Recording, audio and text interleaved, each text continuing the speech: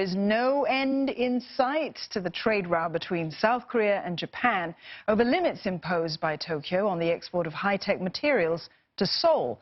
Trade officials from both countries are scheduled to meet tomorrow in Tokyo amid worries that this could eventually hurt the global supplies of memory chips. As Lim Yun-suk explains, South Korea has turned to the United States for help. Foreign Minister Kang Kyung-hwa spoke on the phone to U.S. Secretary of State Mike Pompeo late Wednesday, and Deputy Chief of the National Security Office Kim Hyung-jong arrived in Washington early Thursday morning, telling reporters he would discuss bilateral issues, North Korea and also Japan with the United States. Now, analysts believe that South Korea is trying to get the U.S. to help mediate this dispute with Japan, worried that this could prolong and eventually hurt global supply of chips.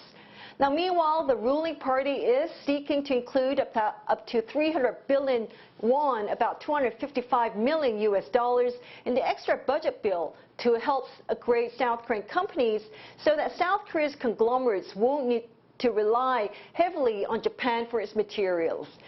Now, Japan imposed these export restrictions following a decision by a South Korean court ordering the Japanese companies to compensate South Koreans forced to labor during the colonial days. But recently, Japan has hinted that it was not because of the forced labor dispute, but concerns that South Korea was sending the materials to North Korea.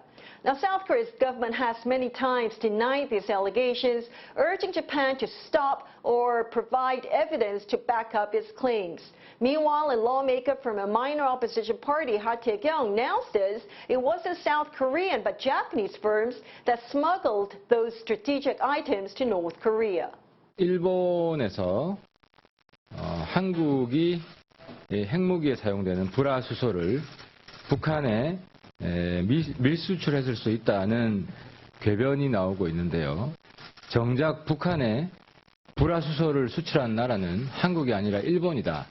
Now, amid this ongoing trade war, the Defense Ministry was quick on Thursday morning to deny a news report that U.S.-led United Nations Command was seeking to include Japan as an official member. 참모 활동으로, 유엔사 요원으로 활동을 할 경우는 당연히 우리 국방부와 협의해야 가능합니다. 일본은 6.25 전쟁 참전국이 아니기 때문에 전력 제공국으로 활동할 수 없습니다.